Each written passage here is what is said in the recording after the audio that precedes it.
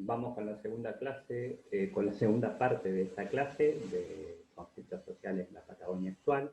Vamos a trabajar brevemente el texto de Cristian Hermosilla, pero yo quería arrancar antes de iniciar con el texto que específicamente les propuse trabajar, un texto, repasar algunos elementos de un trabajo anterior de Cristian, donde específicamente se mete en las transformaciones poblacionales de la provincia de Chubut, más o menos desde 1960 hasta la actualidad. Es un texto que a mí me parece muy interesante. Bueno, Cristian les decía, es un docente de la carrera de geografía. Para mí realmente sus investigaciones son muy interesantes, viene trabajando estas temáticas de la distribución poblacional en Chubut, y también de los conflictos socioambientales y la relación entre ambas dimensiones, entre lo estructural y la conflictividad social. Bueno, y por ejemplo, son una serie de trabajos, de cuadros que les voy a mostrar rápidamente, donde él muestra algunas evoluciones de la distribución de población. Este es un primer mapa donde él distribuye la población entre departamentos rurales y urbanos. Fíjense qué idea interesante, ¿no? Simple, pero donde establece, fíjense qué claro, que todos estos departamentos, los desmarcados, son rurales fundamentalmente, y solo estos pocos, en gris, son urbanos. Y los en rojo son departamentos rurales de meseta, y los en naranja, departamentos rurales de cordillera. ¿Sí? Es una primera cuestión que es la elaboración propia de él, conceptual, que a mí me pareció muy rica, muy interesante, que nos da varios elementos. Este es un mapa de un cuadro desde 1895 a 2010, marcando la evolución de la población.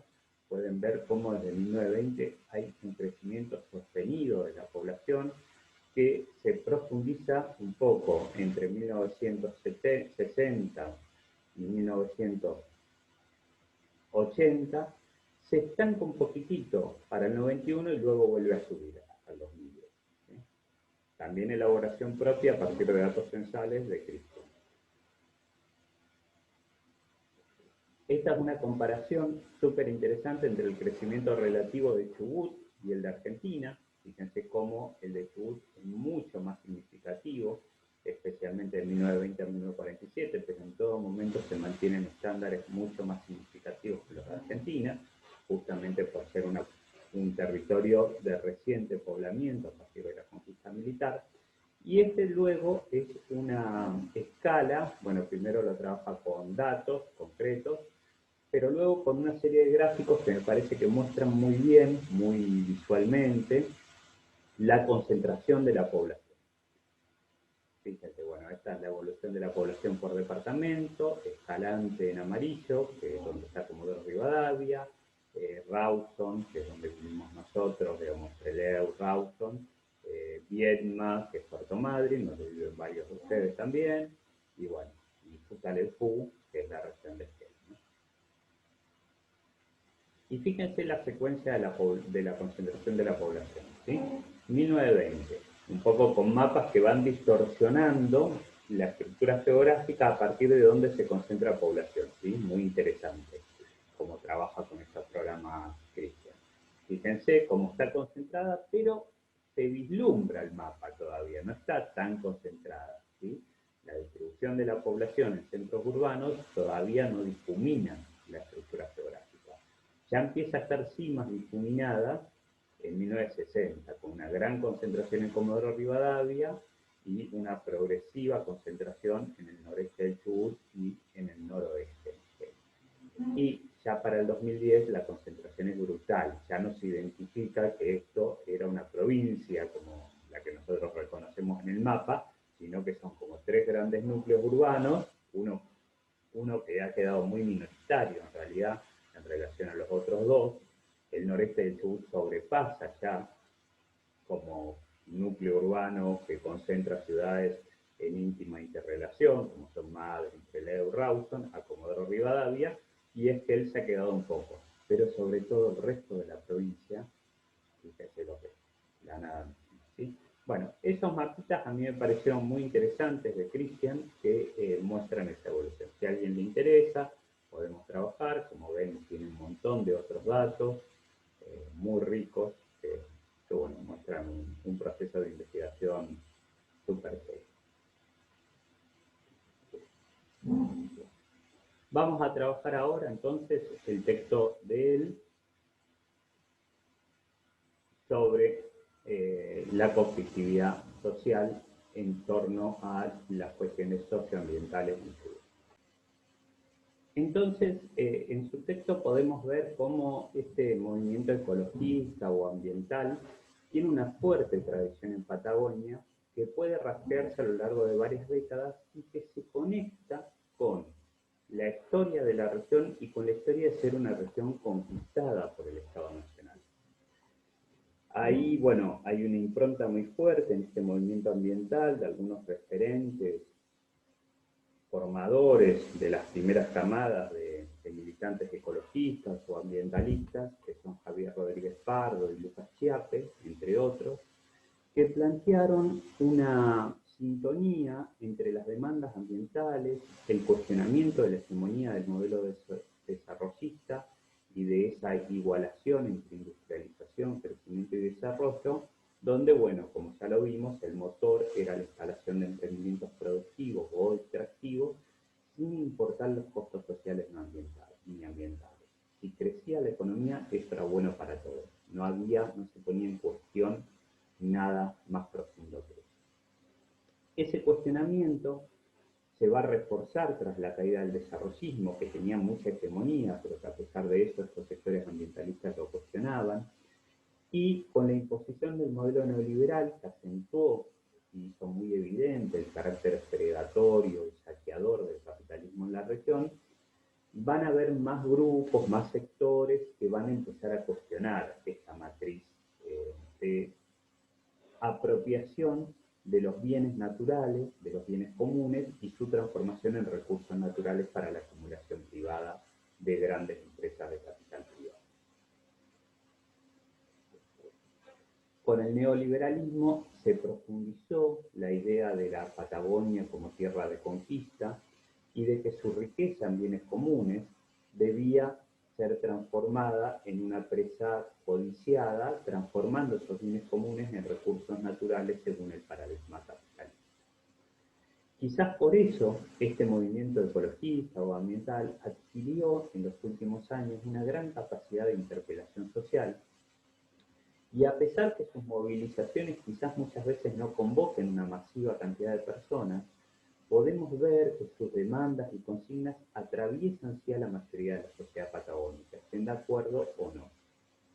Y en general, cuando se hicieron encuestas, cuando se hicieron plebiscitos, fue evidente que la gran mayoría de la sociedad estuvo a favor de estas propuestas ambientalistas o ecologistas. Bueno, hay un conjunto de aportes sobre la historia de las luchas ambientales, de las conflictividades sociales actuales. Yo entre ellos destaco este trabajo de Cristian Hermosilla, pero también hay aportes de Guido Galafasi, de Blanco y Méndez, de los mismos Rodríguez Pardo y Chiappe, que fueron sujetos claves en este proceso de lucha ambientalista y también escribieron trabajos que retomaban sus propias prácticas.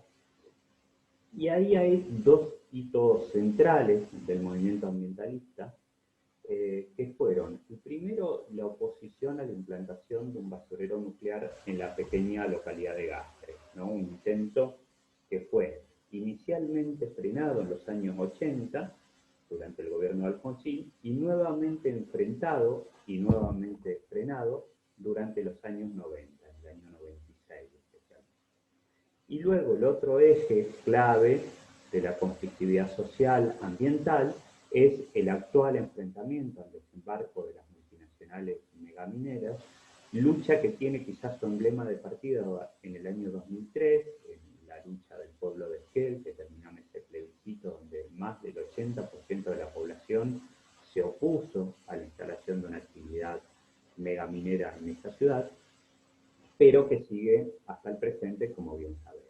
Ahí hay trabajos de nuevo de Galafasi Dimitriu y algunos otros autores.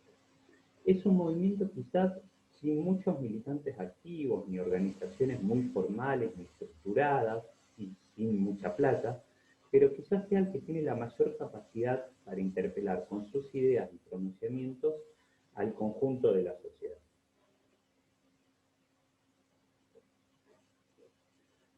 Cristian Hermosilla postula a Chubut dentro de la Patagonia como una excepción o una anomalía, por la capacidad que estos grupos tuvieron en nuestra provincia para convocar a la sociedad en pos de frenar o impedir estos proyectos.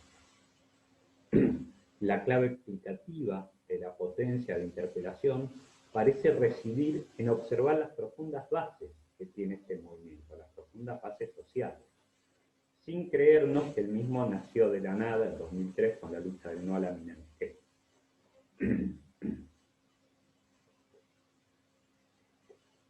Como suele suceder en la historia, lo que aparece como una irrupción de la nada en realidad tiene raíces muy profundas. Y si bien en esa fecha el movimiento ambiental de la región adquirió visibilidad nacional e internacional, cuando ese plebiscito rechazó por más del 80% la instalación de una minera en la cordillera chubutense, la conciencia ambiental que justamente se expresó ahí hundía sus raíces, su historia, en una temporalidad mucho más profunda y extensa que es la que hay que explicar.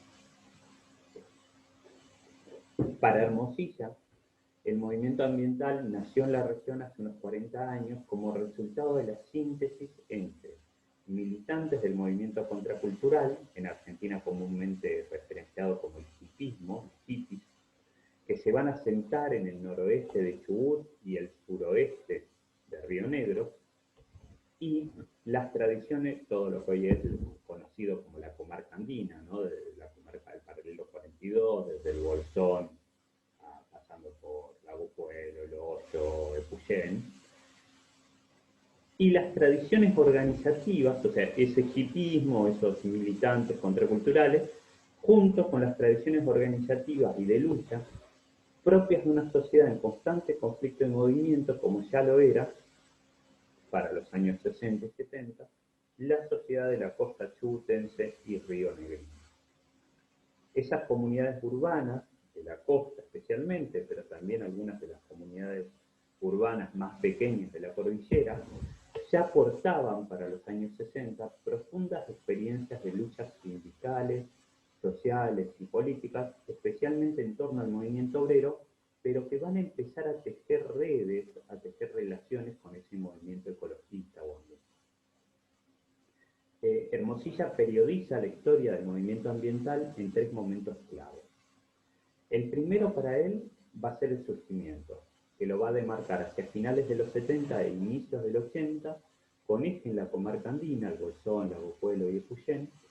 La segunda fase se va a ordenar en torno a la masiva lucha contra el basurero nuclear en Gastre, iniciada a mediados de los años 80 y que atravesó diversas instancias hasta la famosa caravana popular de 1996, que dio punto final al proyecto porque fue un hecho masivo y que tuvo repercusiones nacionales e internacionales.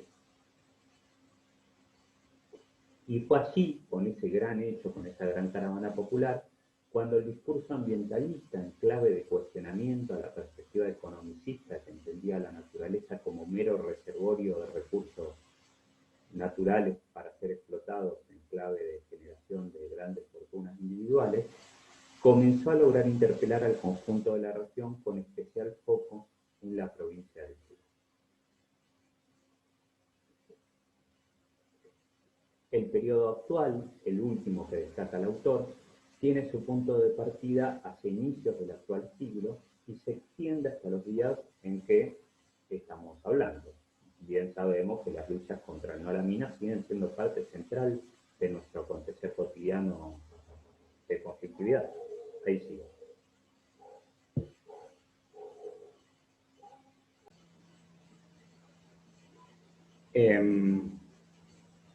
Bueno, decíamos, se extiende hasta los días actuales de este último periodo, y es en esta fase, esta última etapa, cuando, para el autor, el movimiento ambiental adquirió una relevancia central en la dinámica política de la provincia, generando una confluencia de diversos sujetos en lucha, desde sindicatos, organizaciones sociales y políticas, organizaciones de pueblos originarios que van a estar unificadas en la Unión de Asambleas Ciudadanas. Dos autores de La Cordillera, Daniel Blanco y José Méndez, también desarrollaron un análisis de las luchas ambientales. Ellos van a hacer eje en 8 hechos de protesta social que consideran claves, ocurridos entre 1980 y 2004. Inician su recorrido con la oposición al proyecto del dique en el lago de Puyén, que fue conocido en 1981, el cual hubiese inundado todo el valle en torno a esa pequeña localidad de la cordillera chubutense, ese lugar tan precioso. Y ahí, por primera vez, la resistencia popular frenó un emprendimiento que estaba pensado en la más clásica clave desarrollista. Se ponía entonces en cuestión en ese momento, por eso es tan importante, la fe, la creencia en la perspectiva que igualaba crecimiento económico con desarrollo social. Y se comenzaba a realizar una labor pedagógica de explicación, que el movimiento ambiental tiene mucho de eso, ¿no? De estar explicando pedagógicamente todo el tiempo los costos ambientales que generarían determinadas actividades extractivas, que demostraba esa labor pedagógica a los vecinos de la región la mentira de las promesas de empleo permanente y de la indemnización que iban a recibir por sus tierras.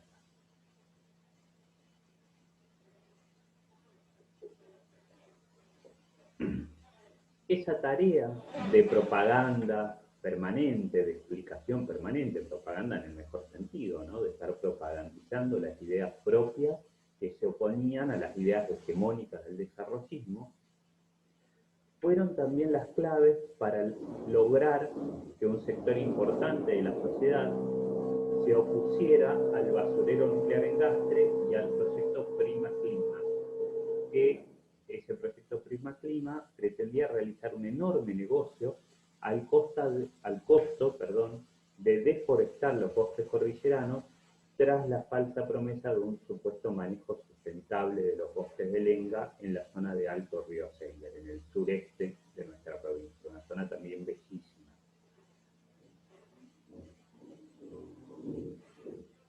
En esta lucha contra Clima fue un factor clave la organización liderada por Lucas Chiappe, que escribió un libro sobre el tema.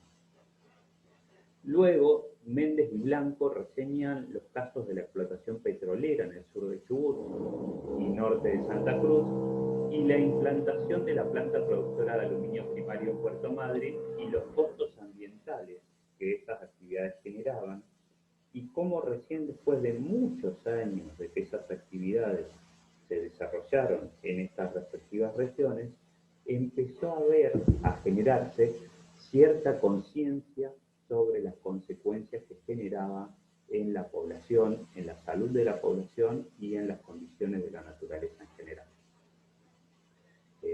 Piensen que, por ejemplo, los costos ambientales que iba a generar Alvar ya habían sido marcados por Hipólito Soler Irigoyen, militante radical, que fue senador nacional, que escribió un famoso libro, El escándalo Alvar, cuestionando la imposición de esta planta, la implantación de esta planta de aluminio primario en nuestra región. Y sin embargo, en esos años de hegemonía del pensamiento desarrollista, casi no fue escuchado, casi parecía una voz en el desierto que cuestionaba el desarrollo, el crecimiento, la generación de fuentes de trabajo. Bueno, esos planteos de Soler y Irigoyen recién en años recientes empiezan a ser retomados por sectores importantes de la sociedad, aunque es cierto que lo de Alvar sigue estando bastante invisibilizado por el peso que tiene esa gran industria, ¿no? La única gran industria de capital concentrado que existe en toda la Patagonia. Alvar es realmente un monstruo, ¿sí? Alguna vez, bueno, son tantos los temas que uno tendría que trabajar en una cátedra como esta. Más de una vez he pensado en armar una clase especial sobre Alvar y creo que en algún momento lo voy a hacer. Lo que pasa es que hay que sacar alguna otra clase para poder hacerlo. Por último, Méndez y Blanco destacan la resistencia contra el proyecto Paso Puelo, que pretendía establecer un paso fluvio lacustre, o sea, río y lago, de Argentina y Chile, pero que era un paso muy lindo, pero que en el medio tenía el costo de depredar una importante porción del bosque nativo, del bosque natural que puebla esa región. Una nueva intención de explotar el bosque nativo de Lenga, en este caso en Corcovado, y el renombrado caso del levantamiento popular contra la explotación minera en el cordón Esquel al que ya hicimos referencia. En todos estos casos, lo que se observa es pequeños grupos de militantes populares llevando adelante y difundiendo sus propuestas de manera aparentemente incansable y enfrentándose al gobierno, al Estado y a grandes corporaciones multinacionales y megamillonarias. Y ganándole, parece una cosa increíble. Quijotes luchando contra gigantes, contra molinos de viento gigantescos, pero molinos de viento que son de verdad.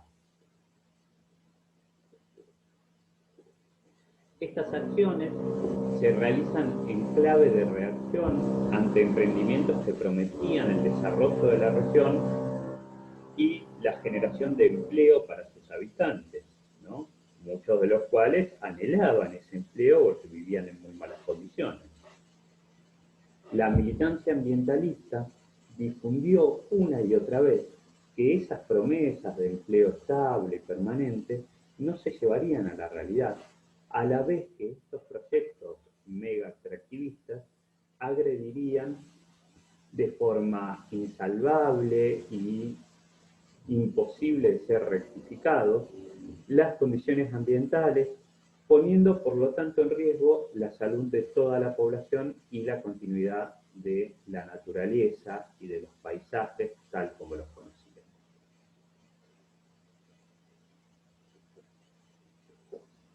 Así, las manifestaciones de estos militantes ambientalistas tuvieron constantemente la oposición de los grupos más ligados al poder económico, como también de algunos sectores populares que confiaban en los proyectos impugnados como posibles dadores de soluciones a los problemas sociales que ellos vivenciaban, especialmente durante la fase neoliberal, la falta de empleo estable. Esta sigue siendo hoy la pulseada clave, en definitiva, entre estas militantes que difunden sus ideas casi sin aparato ni recursos, oponiéndose a corporaciones empresariales multimillonarias que prometen solucionar los mismos problemas estructurales que la planificación del Estado generó, como vimos cuando trabajábamos el texto de Alquimista.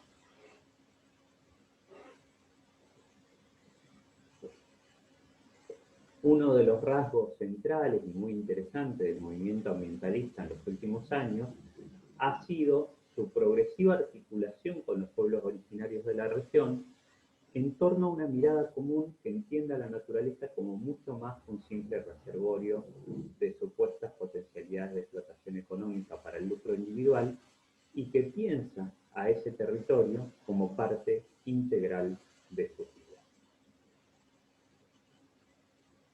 Bueno, y para no hacerlo mucho más largo, vamos a trabajar algunas reflexiones finales sobre la conflictividad social en la Patagonia en general, en la etapa actual, y a ver, para decirlo mejor, y en Chubut en particular, ¿no?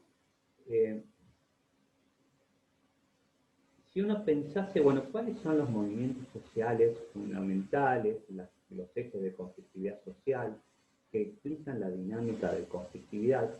Yo hice mucho hincapié justamente en el movimiento ambiental porque me parece que es el que mejor refleja un movimiento específico de la región, pero además, obviamente, no podemos desconocer al movimiento obrero, que es el que más historia tiene en la región desde fines del siglo XIX, a los movimientos de trabajadores desocupados, también llamado movimiento piquetero, que también tiene una profunda historia, no es algo que se forma recién en los 90, sino que tiene historia de movilizaciones y de conflictos ya a principios del siglo XX.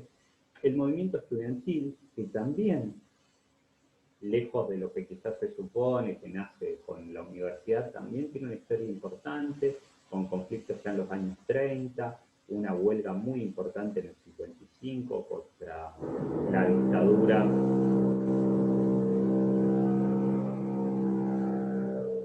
que removió al entonces rector del Colegio Nacional de Trelew, por entonces el único colegio secundario que había en toda la región noreste de Chubut. El movimiento de mujeres y feministas, ¿no? Un movimiento que quizás el que más novedades trajo a la dinámica social de la región en los últimos años, con ese hecho muy rupturista que fue la realización en el año 2018 del Encuentro Nacional de Mujeres en Trelew.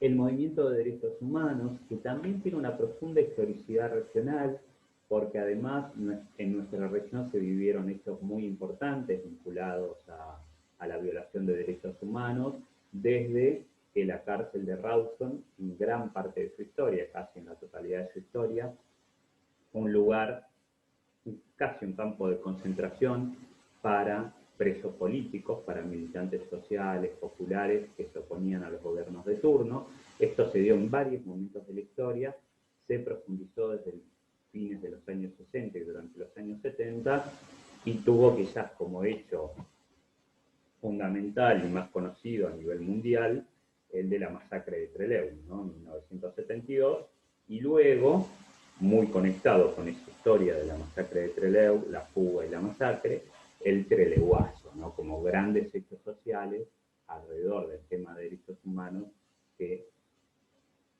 impactaron profundamente en la historia de nuestra región.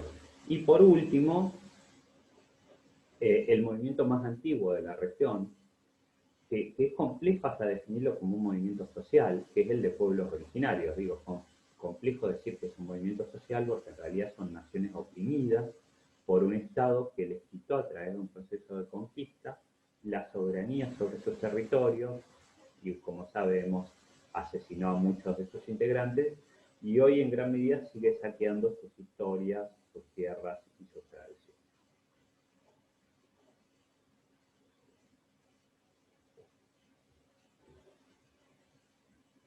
En definitiva, lo que vemos en Patagonia es una sociedad en constante movimiento y transformación que en tanta unidad es construida por estas diversas determinaciones específicas conflictuales. Nuestro enfoque discute con esa separación entre viejos y nuevos movimientos sociales, que fue una perspectiva muy fuerte en la academia durante los años 90 y que aún hoy sigue teniendo mucho peso. Esa división fragmentaba a esa sociedad en movimiento, condenaba al movimiento obrero a ser una supuesta rémora del pasado y presentaba como novedades, como nuevos movimientos sociales, a dinámicas organizativas que tenían mucha historia y mucha tradición. Si uno se pone a investigar las historias de cada movimiento social, va a encontrar que todos estos movimientos tienen una larga historia, destacando también las interconexiones entre estos diversos movimientos sociales. Los militantes de cada movimiento se relacionan entre sí y con los otros, o fueron parte de otros movimientos, o dinamizan también hacia el interior de sus propios movimientos sociales las reivindicaciones de otros movimientos sociales, y todo esto muestra que no hay compartimientos estancos o supuestas divisiones tajantes.